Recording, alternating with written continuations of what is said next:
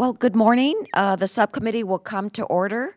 Everybody is so timely that we're actually starting a few minutes ahead of time, but we are actually all here, so why not? Okay, so thank you for all being here. As chairwoman of the Subcommittee on Investigations, Oversight, and Regulations, I, along with my colleague, Ranking Member Spano, are responsible for performing oversight of federal programs that affect small business. Today, we will have an opportunity to learn about the Inspector General's audit of the SCORE program and discuss what steps the agency is taking to resolve the IG's recommendations. SCORE was first established in 1964 as a national volunteer nonprofit organization whose mission is to foster vibrant small business communities through mentoring and education. Over the years, it's grown to one of the largest network of volunteers with more than 11,000 expert business advisors at 350 chapters nationwide. SCORE provides free or low-cost mentoring and training to small business owners throughout the country to help them draft business plans, market products, and manage cash flow.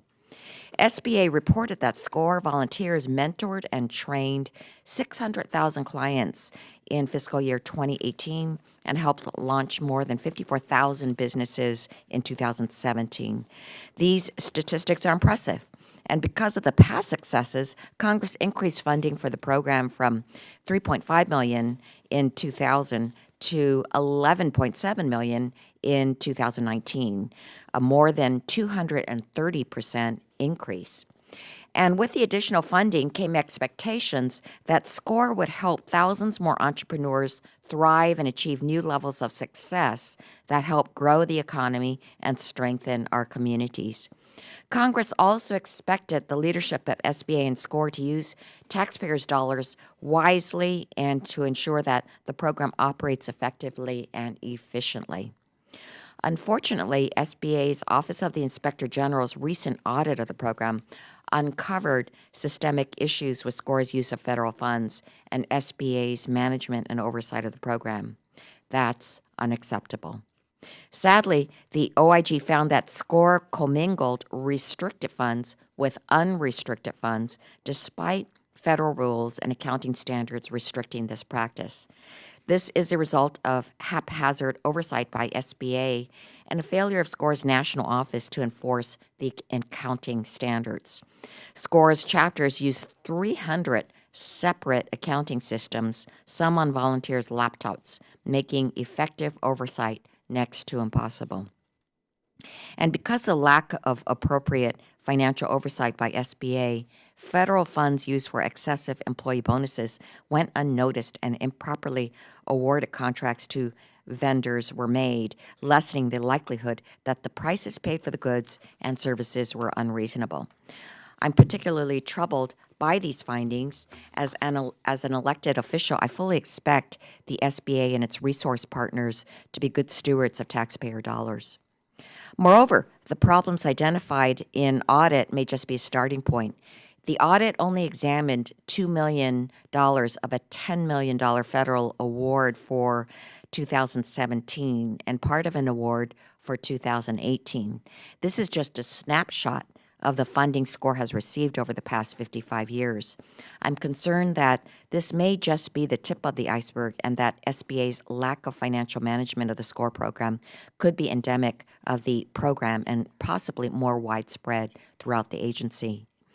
Even more troubling is the lack of senior leadership at the top of SBA that puts a strain on the agency's ability to effectively resolve these issues. The fact that SBA has been without an administrator since March 2019 and without a deputy administrator since April 2018 is particularly disconcerting. While acting heads of agencies can keep the lights on, the SBA needs strong leadership at the helm to restore integrity and accountability. Today, we will have an opportunity to learn about the findings of the audit and to hear directly from SBA about the steps the Office of Entrepreneurial Development is taking to address the IG's recommendations and restore confidence in the SCORE program. I look forward to hearing from Mr. Ware and Mr. Gutierrez. While I understand that the financial irregularities in the program preceded Mr. Gutierrez's tenure at SBA, I trust that you are making it a priority to restore public confidence in SCORE and in the SBA's role to ensure that taxpayers' dollars are being used effectively and efficiently and in accordance with longstanding federal accounting standards. SCORE's mission has always been to foster vibrant small business communities through mentoring and education, and to give every person the support they need to thrive as a small business owner. But when there is misuse and abuse of taxpayer dollars, the real victims are the small business owners and entrepreneurs who are not getting the service that they deserve. I thank all the witnesses for being here today. Your testimony will help inform the committee as we work toward the goal of ensuring that the SCORE program is achieving its stated objectives while being a responsible steward of taxpayer dollars. I look forward to your testimony. I would now like to yield to the ranking member, Mr. Spano, for his opening statement. Thank you, Madam Chair. For over 50 years, the Small Business Administration has entrusted the SCORE program with fostering vibrant small businesses through mentoring and education. Congress has entrusted the SBA's Office of Entrepreneurial Development with administering the SCORE program according to federal statutes and regulations. The SBA's Office of Inspector General has repeatedly identified unallowable costs enabled by weak internal controls at SCORE and the SBA Office of Entrepreneurial Development. The Inspector General audit released in April 2019 stated that program officials need to make major improvements to the SCORE program to ensure effective financial oversight and performance measurement. The problems identified in this SCORE audit are neither isolated or unique. In 2017, the Inspector General issued an audit of the SBA's $840,000 grant to the SCORE Association to provide technical assistance to small businesses impacted by Hurricane Sandy. In that report, the Inspector General questioned $391,000 of unallowable costs, nearly half of the grant award. The report stated that the SBA cannot be certain that SCORE effectively achieved the Sandy grant objectives. As a member of the Florida delegation, I put a lot of faith in federal disaster recovery efforts, and I expect every dollar to make an impact on people whose lives have been upended. Due to unreliable and conflicting performance data, we don't know how many people received SCORE services. The Inspector General continually identifies significant systemic deficiencies throughout SBA grant programs, and this year, grants management was elevated to the SBA's top management challenges. The purpose of today's hearing is to identify systemic weaknesses in the SCORE program, measure SBA's progress in implementing the Inspector General's recommendations. Our witnesses are here to provide greater detail about the report and outline plans for reform. I appreciate your efforts to protect taxpayer dollars and improve entrepreneurial development efforts at the Small Business Administration. And with that, Madam Chair, I yield back. Thank you, Mr. Spano. The gentleman yields back. And if committee members have an opening statement prepared, we would ask that they be submitted for the record. I would like to just take a minute to explain the timing rules. Each witness gets 5 minutes to testify, and the members get 5 minutes for questioning. There is a lighting system to assist you.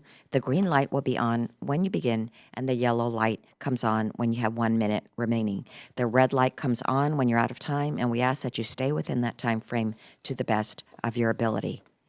I would now like to introduce our witnesses. Our first witness is the Honorable Hannibal Mike Ware, the Inspector General of the Small Business Administration. Mr. Ware was sworn in as the Inspector General of the Small Business Administration in May 2018. He is responsible for independent oversight of SBA's programs and operations, which encompass more than $100 billion in guaranteed loans and nearly $100 billion in federal contracting dollars. Mr. Ware has 28 years of experience within the OIG community and has received numerous awards throughout his career, including several awards from the Council of the Inspector Generals on Integrity and Efficiency as recognition for his significant work in the Inspector General community. Welcome, Mr. Ware. Our second witness is Mr. Alan Gutierrez, the Associate Administrator of that Office of Entrepreneurial Development at the Small Business Administration. Prior to joining the SBA, he served as the National Executive Director of the Latino Coalition, where it grew to include 1.2 million Hispanic business owners and over 90 coalition partners. Before his time at the Latino Coalition, Mr. Gutierrez served as the Senior Advisor to the Chief Operations Officer at the SBA from 2001 to 2006. He earned his Bachelor of Arts in Political Science with a minor in Business Administration from the University of Southern California. Welcome, Mr. Gutierrez. Mr. Ware, you are now recognized for 5 minutes. Chairman Chu, Ranking Member Spano, and distinguished members of the subcommittee, thank you for inviting me to testify before you today and for your continued support of the Office of Inspector General. I am always proud to represent the dedicated men and women of the Office of Inspector General and to speak to you about their important work. In recent years, my office has produced 2 audit reports on SCORE, as well as a capping report on SBA's grant management programs. All 3 reports point to systemic issues in the agency's grants management function and deficiencies by the agency for oversight and monitoring of federal funds. This lack of oversight and monitoring, coupled with IT issues associated with the agency's performance system of record, EDMIS, hampered SBA's ability to detect fraud, waste, and abuse in SCORE. It also led to a culture in SCORE in which whistleblowing was discouraged. In total, we made 27 recommendations to enhance the overall management and effectiveness of SCORE, 13 of which are closed. We published our most recent report on SBA's oversight of SCORE in April of this year. Our objectives were to determine whether SBA had effective oversight to ensure SCORE spent federal funds per the cooperative agreement requirements and measured achieved program goals. We determined that program officials did not effectively oversee SCORE's use of federal funds. They did not perform enough reviews to ensure that SCORE adhered to the federal requirements for quarterly financial reporting. As a result, SCORE commingled federal funds with unrestricted donations and used federal funds for unallocable and unsupported costs. Furthermore, despite the long-standing partnership between SBA and SCORE, program officials did not keep track of the total cost of the program and did not perform a complete financial examination of SCORE. Compounding these issues, SCORE relied on more than 300 accounting systems to track federal funds, which affected its ability to perform effective oversight. We questioned costs totaling over $713,000 that did not adhere to the cooperative agreement requirements or were not properly supported, and made 11 recommendations, 3 of which are closed. Our previous report on SCORE focused on the $840,000 supplemental grant that SBA awarded to SCORE in fiscal year 2013 for disaster technical assistance following Hurricane Sandy. We found that SBA did not provide effective oversight over SCORE's financial management of grant funds. We also found that SBA exempted SCORE from submitting quarterly financial and performance reports. As a result, we questioned costs totaling more than $391,000, or 47% of the grant. The audit report included 12 recommendations, 10 of which are closed. We issued a capping report in early fiscal year 2019 in response to our work on SBA's various grant programs, many of which, like SCORE, are under the purview of the Office of Entrepreneurial Development. The audit found systemic risks with SBA's ability to conduct financial oversight, including not enforcing financial reporting requirements, cost category reimbursements, exceeding budget, weak financial review procedures, and incomplete supporting financial documents. We also found systemic issues regarding SBA's performance oversight, including inaccurate and incomplete performance data and documentation, failure to enforce performance reporting requirements, and performance measures lacking outcome results. We made 4 recommendations, all of which remain open. In addition, several of our most recent reports on entrepreneurial development programs, including SCORE, have identified problems with SBA's performance system of record, EDMIS. Technology lapses with it continue to impact program management. These systemic issues led us to identify grants management as one of the most serious management and performance challenges facing SBA in fiscal year 2019. Additionally, we recently conducted 3 criminal investigations for potential instances of embezzlement and whistleblower retaliation violations within the SCORE program, 2 of which were substantiated and are now closed. SBA has not yet provided a response to our March 29 report of investigation, which substantiated a SCORE volunteer was terminated in part for cooperation with my office on one of the just mentioned fraud investigations. SBA officials acknowledge the systemic issues with grants and score management and have documented plans to address them. That said, we will continue to perform reviews and make recommendations for corrective action to promote efficiencies and effectiveness within SBA's grant programs. Thank you for the opportunity to speak to you today. I look forward to your questions. Thank you, Mr. Ware. Mr. Gutierrez, you are now recognized for 5 minutes. Great. Thank you very much, Chairwoman Chu, Ranking Member Spano, and members of the subcommittee for inviting me to testify this morning. I appreciate the opportunity to appear before the subcommittee again. As you know from my previous hearing, I am Associate Administrator of SBA, the Office of Entrepreneur Development. Our program office is the agency's technical assistance arm, oversees SBA's primary counseling and training programs. Today's hearing is focused on one of our 3 resource partners, the SCORE program, and recent findings of an Inspector General report on the program. First, let me acknowledge that the agency unfortunately did not exercise adequate program oversight in the past. SBA did not have proper internal controls in place to monitor the spending activities as outlined in the IG report. We have been correcting this and will be doing better in the future. With the SCORE program, SBA provides the funding to the National SCORE Association, who then distributes to their more than 300 chapters across all 50 states and U.S. territories. This is different process than our other two resource partners, where the grant is provided directly to the 63 small business development centers or directly to the 100+ women business centers. The primary manner in which the agency exercises oversight of our resource partners is through the terms and conditions outlined in the cooperative agreements. When I was first appointed to my role in May of 2017, the SCORE program was 2/3 of the way through their 2017 cooperative agreement, and their FY18 cooperative agreement was mostly completed. In FY19, the cooperative agreement, we were finally able to establish some foundational items that we had been working on for over a year. In 2018, I initiated change management processes that included changing the performance matrix for all 3 resource partners to make them more consistent and to hold them more accountable. I also revised the funding announcement opportunities and terms and conditions in the cooperative agreement for all 3 resource partners to strengthen the agency's oversight. One example with SCORE was the inclusion of language in their FY18 cooperative agreement for potential financial examinations. In the past, the agency unfortunately did not prioritize financial examinations.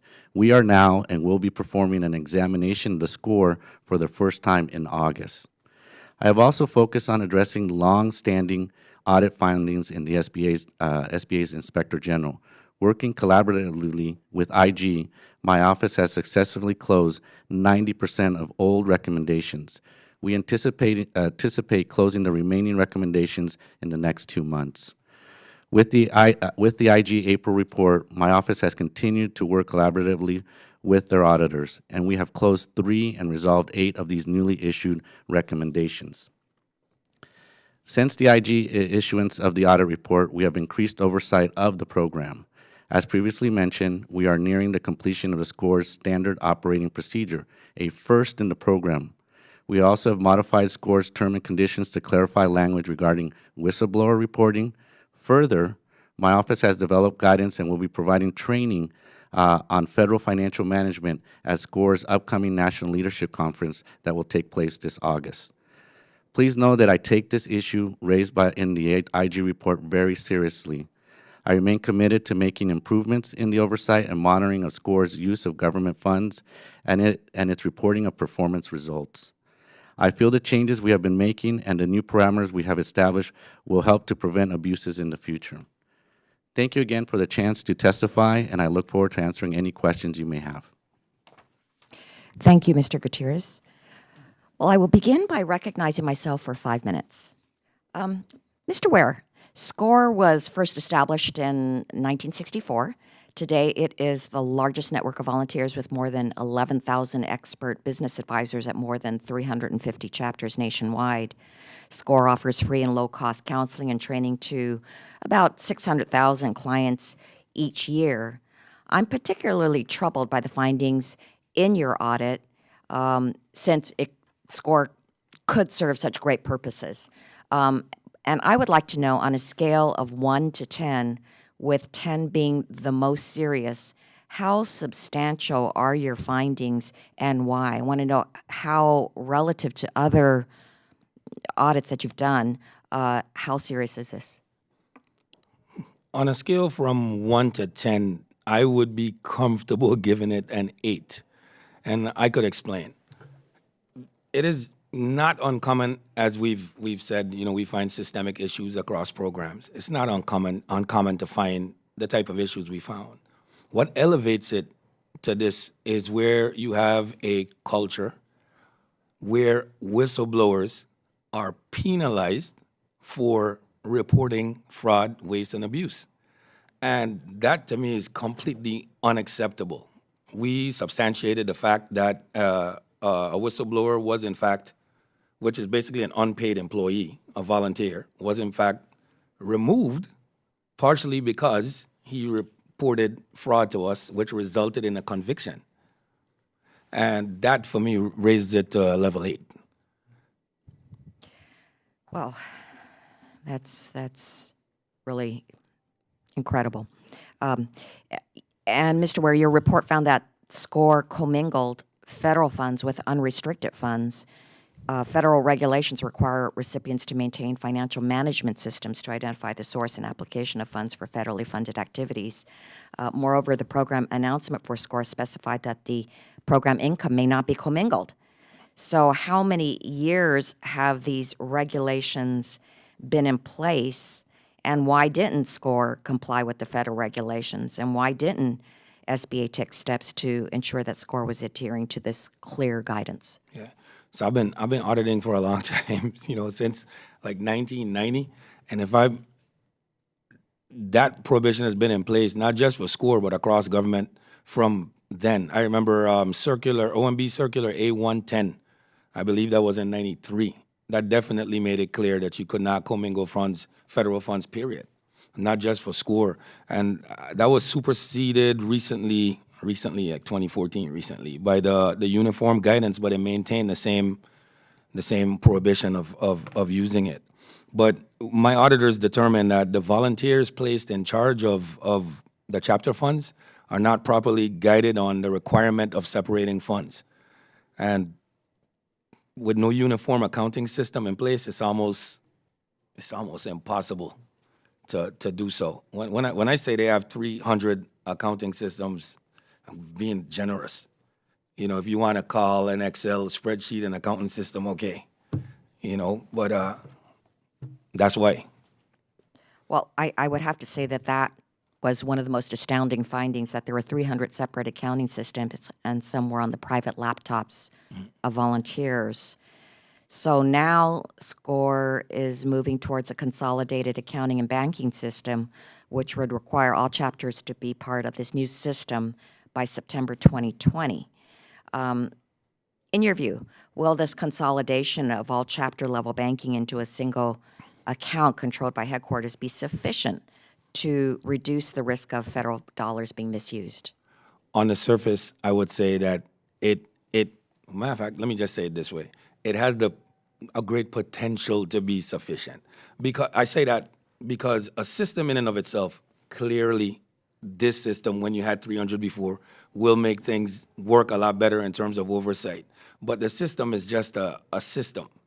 It is up to the folks who are responsible for oversight to still conduct the type of oversight responsibilities like reconciliation, like asking questions when things come up that look fishy, and things of that nature. So it has to be coupled with that real oversight drive by the agency and by SCORE. And would a full-time compliance officer help in this situation? That is that's a tough question for me. I am not certain if that would help, but it does speak to our recommendation to SBA that they consolidate their grant functions so that they have one person who's responsible for the success of all its grants programs. Okay, thank you. And now, Mr. Spano. Thank you, Madam Chair. Thank you, gentlemen, for being here. I appreciate your time. many of the financial and performance issues have been identified in previous IG reports on the SCORE program. And so my question for you is this: had any substantive actions been taken to address those issues after the 2017 report, or did things pretty much remain status quo between 17 and 19? Well, I could answer. So some improvements were made. We had 12 recommendations. You had 10 that we were able to close based on the information. The problem was with the two that are outstanding have to do with the SOPs that Mr. Gutierrez spoke about that would really drive at true financial oversight and drive at real performance, outcome-based performance measures. So they haven't put those SOPs out, so they haven't been sent out to the field or to anybody else for use. Okay, so to summarize your comment there, essentially what you're saying is that the sum and substance of what would make a difference hasn't really been implemented. Correct. Okay, and then so to ask you, Mr. Gutierrez, can you explain why that is the case? Sure. Sorry. Couple things. One is, I think, as mentioned in my oral, is that when I first got there, as Mr. Ware mentioned, is the culture and the oversight. For me, I take it near and dear and very personal in that sense. So in terms of making everything effective and efficient, when looking at everything that was presented to me and arriving there in 2017, was really to couple of lanes. One lane was the outstanding IG items that were there that had never been taken care of, right? And taking those within a year, 90% of wiping those out and taking care of them, working hand in hand with the IG to make that statement to staff and internally also to the agency that we take things very seriously, and I take things very seriously. So that was one area. The other thing I would say too is that as this audit was being done by the IG in terms of SCORE, as we got to the final draft of being, 3 of them already had been taken care of. Why? Not because they were already doing the audit, it's because I had already started doing stuff when I first got there and looking under the rug to really take care and ownership of the overall Office of Entrepreneur Development. So I really have expressed that and the culture and changing that ongoing with the team of accountability and everybody on the team being held accountable, including myself in that and moving forward. Okay, would you disagree with Mr. Ware's testimony just a moment ago that the primary recommendations in terms of accounting and how to effectively oversee and provide oversight, would you disagree or agree with his comment that that has not been implemented by the SBA?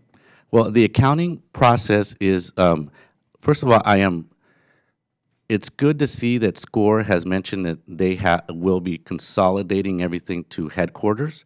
That's a positive step, but I am disheartened in terms of his testimonies and his, especially to the Senate, where in his responses he mentioned in March of 2020 that he'll have it done. And here he responds back and saying that now in September of 2020, he keeps kicking the can down the road. I feel that that's not good. I am going to follow up with his office in that, because I think the first priority, it shouldn't take since 2016 for the SCORE Association to be consolidating the 300 accounts into one in headquarters.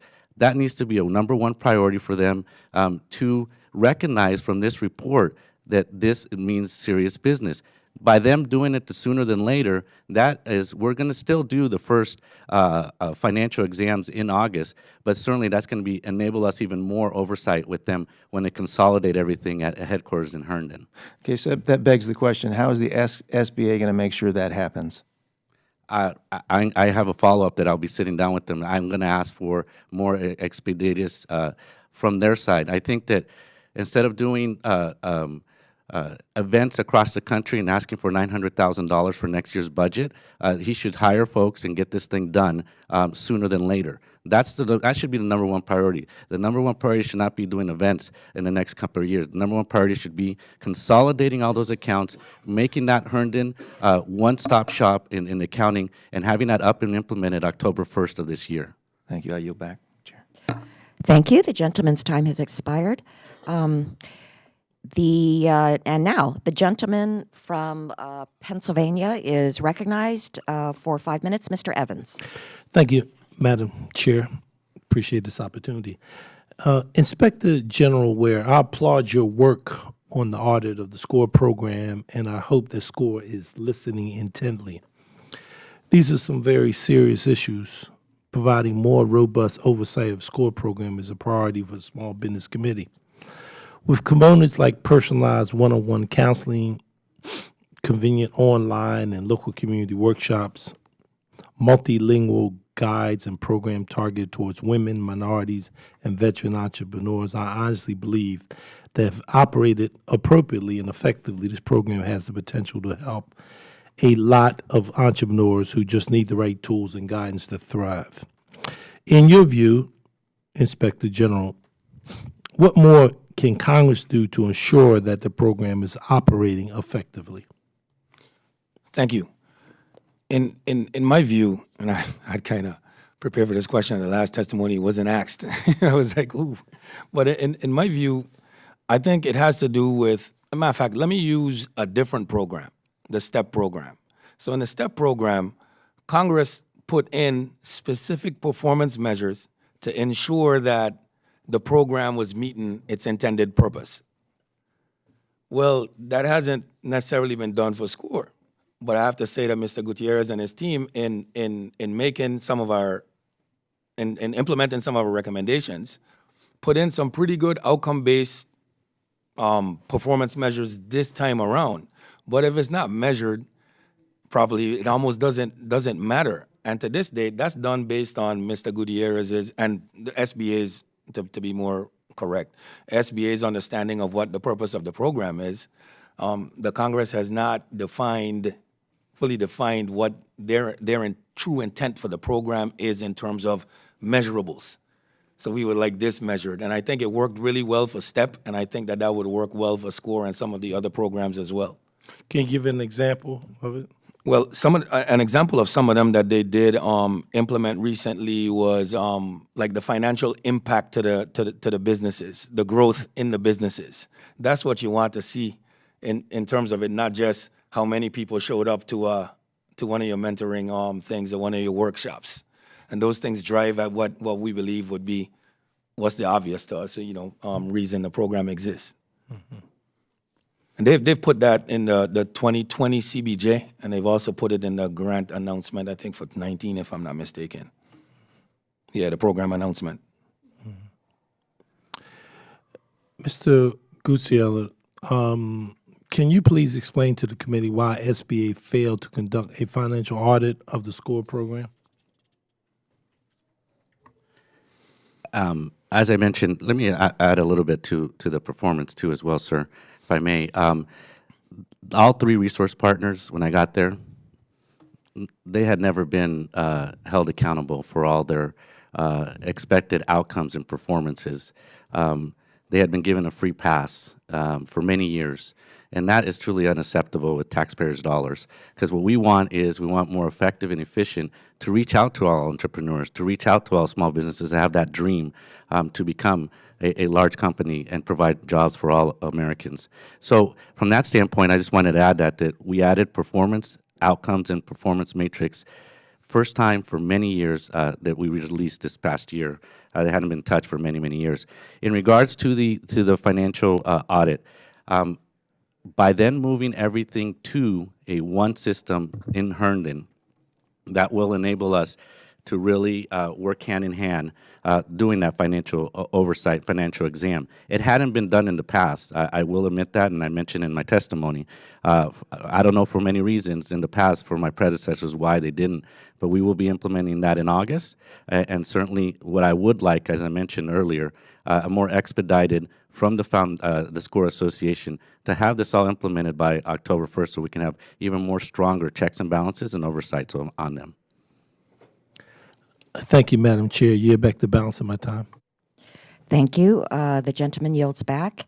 And now the gentleman from Tennessee, Mr. Burchett, is recognized for 5 minutes. Thank you, Chair Lady and Ranking Member. Mr. Is it Gutierrez? Tell me your name, brother. Mine gets massacred every time somebody says, and I just nod. So, well, tell me how to say your name. All right, sir, Gutierrez. Gutierrez. All right. And I got Mr. Ware. I believe I'm going to stick with that. But I appreciate y'all being here, and again, I appreciate the Ranking Member and the Chair Lady for letting me speak. This is for both of y'all, and just whichever one wants to handle it first. Is it the SBA's responsibility to monitor and oversee the ongoing SCORE operations for effective and efficient use of federal funds? And how do your offices define effective and efficient of federal funds? I could go first if I may. Yes, sir, please.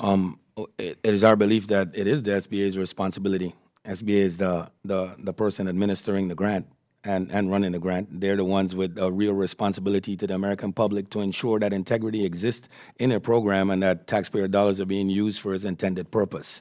And what was the next part? The other part, sorry? Yes, sir. How do your offices define effective and efficient use of federal funds? Oh, that would be from an inspector general standpoint, that would be where proper internal controls are in place to mitigate the risk of any fraud, waste, or abuse in the programs, which is not as complicated as that sounds. It is doing general oversight, doing general reconciliation, asking for the right financial reports and reviewing them when they come in. And the next problem that we have where, let me flip it so that it would be in a positive, would be a program that adequately measures the program outcomes. I would say definitely, that's, yes, sir, in a sense, effective and efficient is the reason why I put in more performance matrix and more accountability to all the 3 resource partners. We're talking to close to $200 million a year of appropriated dollars, and we want that to be more effective and efficient and reach out to all stakeholders across the country. What I would say that the internal controls is something that, my staff, they've gotten to know me even more these last 2 years, but I get into the weeds on things, right? So why? Because I take it seriously, and I want to make sure that from the vision of previous Administrator McMahon and the future administrator that we always are taking the agency to the next step, right? So as mentioned, the SOP, it should be I would say in the next couple of weeks, ready to be released, and that's something that had never been done before. Never been done. No SOP for SCORE for many, many years. For me, it was mind-boggling. For women business, OBO, for example, we're not here for OBO, but same thing. No SOP ever, and we're almost finalizing that as well. So those are measures and steps of proactiveness approach and creating those internal controls. Another example in terms of, I know Mr. Ware talked about grants, right? Other thing too is that creating, we all know about, we get the option when we are on our phones or emails to create a 2-step verification process, right? So we don't get hacked, right? Well, my thought is, and what I'll be implementing is, same thing as well, a 2-step verification process, because in the past, the reimbursable that would come in from SCORE on a quarterly basis would go to the program manager, but the program manager that reports to the head of that office would never really see that. And I'm like, we're going to have more accountability for everybody on my team. So that 2-step verification process I'm going to be implementing before it goes to grants to pay that particular reimbursement. I feel that way it's a accountability for everybody. Everybody's on the hook, that we continue to improve and make everything more effective and efficient. Thank you all very much, Chair Lady. I yield back the remainder of my time. The gentleman yields back, and we actually have time for a second round of questioning, and so I will just start it off. Mr. Ware, SCORE used more than $100,000 of remaining funds to increase its bonus pool, with a significant portion going to 4 SCORE executives. Your report found that SBA did not detect the fact that SCORE redistributed these funds for these bonuses for the staff. Could you discuss the rules and regulations governing the reprogramming of these funds and the seriousness of this issue? And is this type of reprogramming allowed under SBA rules and regulations? Right. So under grant rules and regulations, there are ways that the grantee is allowed to reprogram funds. Some of those require that you could just do it as long as it's under 10%. It's not specific to bonuses. It might be for anything. You just find that you need it for somewhere else for the efficient and effective running of your program, right? Yeah. So bonuses are a little bit different to me in the way that I think about it. Anyway, if you go over 10%, like they did in the case with the bonuses, you're required to notify the agency first, and the agency can determine whether or not that is allowable. In this case, that didn't happen, and as a matter of fact, they did a line item called additional personnel budget line item, which meant that when SBA looked at it, when they looked at it, they didn't know that it was for bonuses. Now, something like additional personnel budget would beg the question, like, what is additional personnel budget? But what was more egregious to us was they used the money that was left over on the grant to decide that that was going to bonuses. And, I mean, I think that just opens up a terrible Pandora's box, if you may, that, well, we know how much bonuses we really want to give, right? So how about we just cut off what we're doing? I'm not saying that's what they did. I'm saying it opens the box. And we would like to see that box closed. So, yeah, that was our main problem with it. Mr. Gutierrez, what are you doing to make sure that box is closed? I hear you. Let's close the. Let's close the box, huh? That's the term of the day. Let's close the box. No, certainly, as Mr. Ware mentioned, there is that 10% threshold that they do moving forward, but at any discretion for them. But one thing that I was talking to my staff and my team is that we're looking at some language in the terms and conditions in the funding opportunity to require them to provide us what is the formula. You know, it's very interesting that in there, and it's unfortunate, you know, that it's top heavy in terms of bonuses. I think that is just not an incentive for the whole team over there to know that only the top are the ones that are receiving the most. I think that a lot of times, as we know, is that people in middle and lower staff are the ones that do a lot of the work, right? And they deserve to be compensated in that aspect. So I would say that what we're looking at is putting in language in there to ask them what is the formulas uphand and give them guidance in terms of it, because he was asking like, well, what is excessive related? It's very interesting that he mentioned, you know, that the range of 5 to 20% of SES executive pays receive bonuses. I'm on the PRB, the Performance Resource Board. I have not seen something where we give 20% to SES career individuals. So I don't know where he's getting that from, but certainly we're going to create guidance and more language in the terms and conditions and also on the funding opportunity. So there is no, so he knows, everyone knows what the expectations are and that we are all on the same page. Thank you. And Mr. Ware, SBA over-reported scores accomplishments for numbers of clients trained by 31% and under-reported scores accomplishments for the total number of clients mentored. And you concluded in your report that SBA should improve its performance measures and program oversight. How could we improve the performance metrics for SCORE? Yeah, so those metrics, look, we're SBA is getting at it in terms of doing the outcome-based, but in reality, even the output-based measures could be questionable because their system of record, it has a tendency to lose information, and the proper information is not in it. Their own internal auditors, when let's say they tested their test pool, they found errors in 100%. Yeah, so they're gonna need to clean up EDMIS as best they can. I know that's not a simple ask or a simple task, but it needs to be done if we're going to know if we're going to have accurate measures. Thank you. My time has expired, and Mr. Spano, you are now recognized for 5 minutes. Thank you, Madam Chair. Mr. Gutierrez, as far as the misallocated monies, it seems pretty clear, obviously, from the testimony that occurred, okay?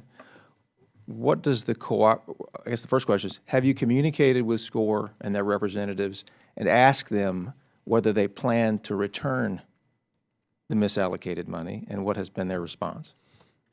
Sure, thank you.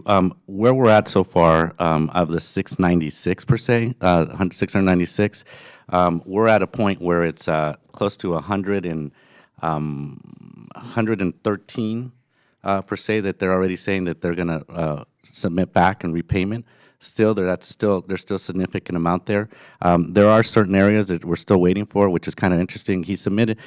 I did the same process, and it's not like I like doing this every year, but as we were talking about the Sandy, when I got there, it was the culture when I got there was like, let's just slap them on the wrist and let's not tell them not to do things ever again. I'm like, no, we're not doing that.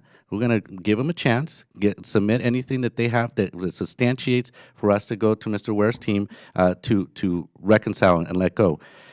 So I did the same process on this one, gave them an opportunity up to June 30th to submit any additional things that we can go back to the team in IG to work on. Let me just interrupt you. Have they suggested that they use money from the grant to repay the misallocated? They haven't. What they so far have on some of the items that they've responded and saying yes, we'll repay this. They've just only have noticed in the formal writing they're saying we admit and we will repay this. They haven't said how they're going to pay it, but because my thing is we want to get to more of getting as much as we need to. I understand that, yeah. But I want to make sure that they're not using grant money to repay misallocated grant money. Yeah. That doesn't make a whole lot of sense. I hear you. Yes. All right. So then I would also ask, as far as the cooperative agreement is concerned, okay? Mm-hmm.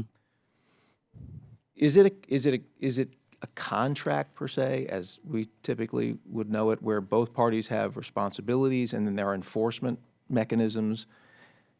Okay, you're nodding your head yes. So my question is, as it relates to potential future failure to not meet whatever the metrics are, as it relates to their failure to repay misallocated money, as it relates to the violation of the whistleblower law, what in the cooperative agreement does the SBA have that SBA can use as a hammer to enforce compliance? Yeah, good question. Certainly, I would say that, if you don't put something in there, then you can't hold them accountable, right? So in revising and updating all the cooperative agreements in terms of conditions that hadn't been done for many years, I mean, I went in there when I first got there and looked at all of them. There was stuff there that was still language when I was there in 2001 that no longer was there. So by putting those measures in there now, it's a notice. If you don't meet these, I think we will look at areas of how do we, we're going to hold them more accountable. On the performance matrix, as Mr. Ware mentioned, I will say that we do now a quarterly audit in that sense. So now we look at what they've submitted into EDMIS and make sure that it's all apples to apples. And before no one used to do that. All right, so let me just interrupt you for a second, if you don't mind. I apologize, I only got a minute and 11 seconds left. So my understanding is that now you are incorporating the ability to be able to hold them accountable under the new cooperative agreement. What are the provisions? What can you do under the cooperative agreement? I think there's measures of holding them at the end of the year for the new FY20 if they don't meet all the systems to really look at it something seriously of really how effective we can, should this program really be viable in that sense, or what are other measures to continue having that volunteer base across the country, but with an organization that will meet all the needs. Okay, so it sounds to me what the hammer is, well, we may not use you in the future. But my question is, and I would suggest maybe you have your attorneys look at very specifically, what is it that we can do during the term of an agreement to enforce compliance? Sure. Not just say, well, when we're done with this cooperative agreement, we may not do. There's got to be something more than that, would be my suggestion. Thank you. Definitely, we'll take that into consideration. Thank you. I yield back. Thank you. And now the gentleman from Pennsylvania is recognized, Mr. Evans. Thank you, Madam Chair. Mr. Gutierrez, did I get that right? Gutierrez, I apologize. It is my understanding that the Office of Entrepreneurship at the SBA oversees the SCORE program, and the Office of the Grant Management awards the cooperative agreement to SCORE and also monitors adhere to the terms and conditions of the agreement. Does the lack of leadership at SBA restrict your ability to work within the agency's organization structure to resolve and close out the Inspector General's recommendations? I would say, as I mentioned earlier, that two-step process verification now with my head of the Office of Entrepreneur Education, where the reimbursement comes in from on a quarterly basis from SCORE. Before it goes to grants management for processing, now I have the head of that office also reviewing and signing off on it. So that is an additional layer of internal controls that I'm implementing in that aspect to make sure that whatever goes to the Office of Grants Management to be ready to be signed off by them to payment, that I'm holding my team accountable as well. Can you please explain specific steps that it will take to ensure there will be effective coordination between the office, or is that what you just was describing to me there? Yes, sir. That's what I was describing. That was not in the past. That process of two-step verification and internal controls had not been implemented before. For where you are now, and after just listening to the Inspector General, how long do you think it will take you to respond to these recommendations and make this happen?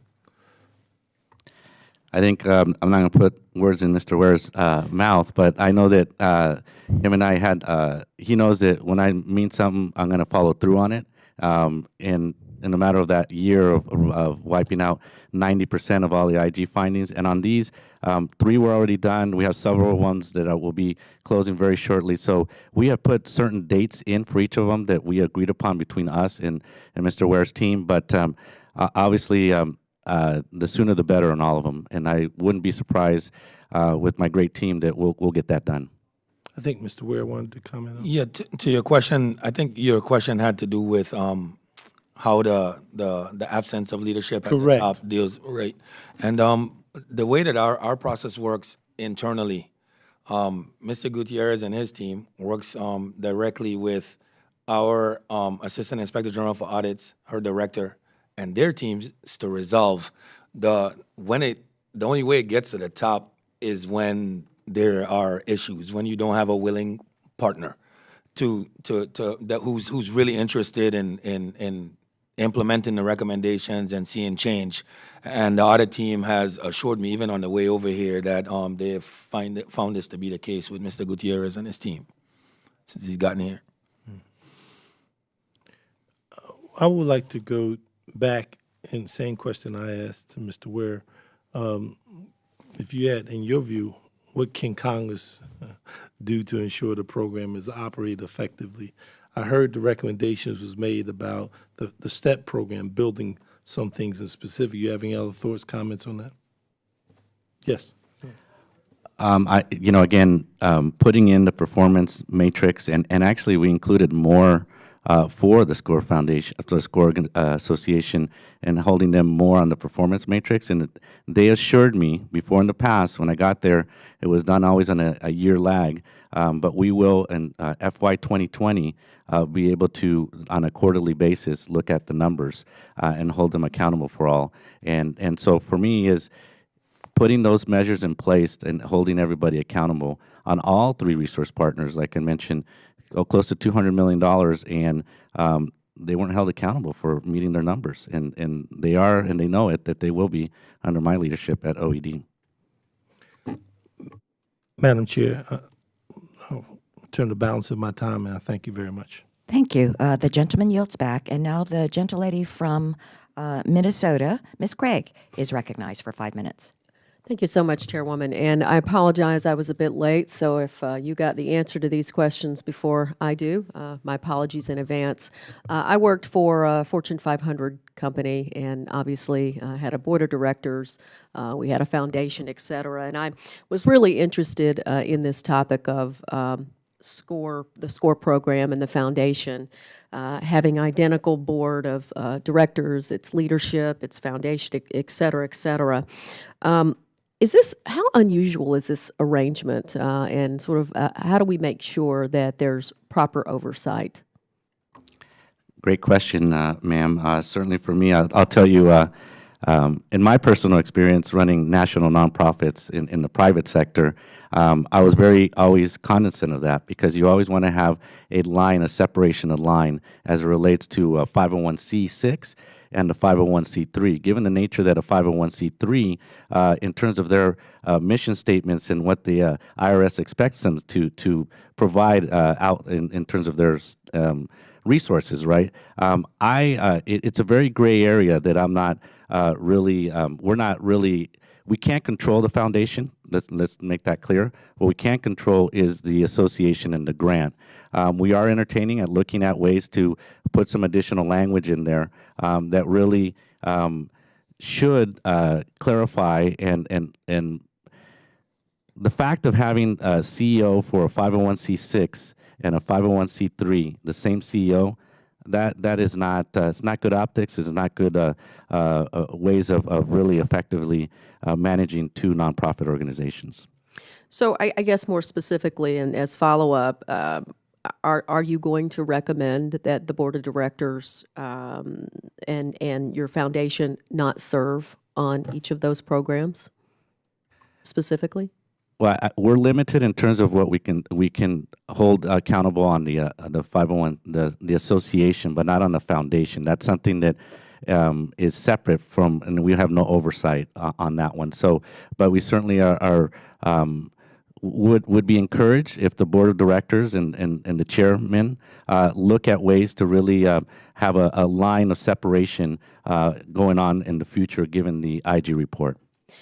Thank you very much for that. The topic of compensation also caught my attention. I was head of the compensation committee of a private, again, Fortune 500 company. And so can I just ask you about the at-risk portion of this? Can you explain a little bit more to me about, what the regulations governing executive compensation and detail what specific steps SBA plans to take to make sure that all compensation is reasonable and appropriate? Yes, ma'am. Certainly, we mentioned a little bit earlier that is one of the things that we're going to put into the terms and conditions in the funding announcement is so we're all on the same level playing field in terms of as it relates to what kind of formula, what is their methodology that they're coming on, because I was very bothered and concerned that it was very top heavy. It needs to be fair and equitable for the entire 23 employees that they have. Certainly, I mean, we all want to strive and give incentives for everybody on a team to do their best for an organization. But certainly, I think that having the right formula and understanding it and the right expectations of what we deem as excessive and non-excessive, we'll be writing those guidelines for them for FY 2020. Thank you so much. And Madam Chairwoman, I yield back. Thank you. The gentle lady yields back, and we want to thank all the witnesses for taking time out of their schedules to be with us today. Let me thank Mr. Ware for shining a bright light on these systemic issues that need to be addressed at the SBA. It's my hope that your work will lead to programmatic changes that will strengthen accountability and restore confidence in SCORE. Sunshine is said to be the best disinfectant, and we can now begin the process of rebuilding the public's trust. And that falls to you, Mr. Gutierrez. Without permanent leadership at the helm of SBA, the full responsibility of closing out the Inspector General's recommendations will be within your purview. I strongly recommend that you take the necessary steps to ensure that every penny of every federal dollar appropriated is well spent and accounted for.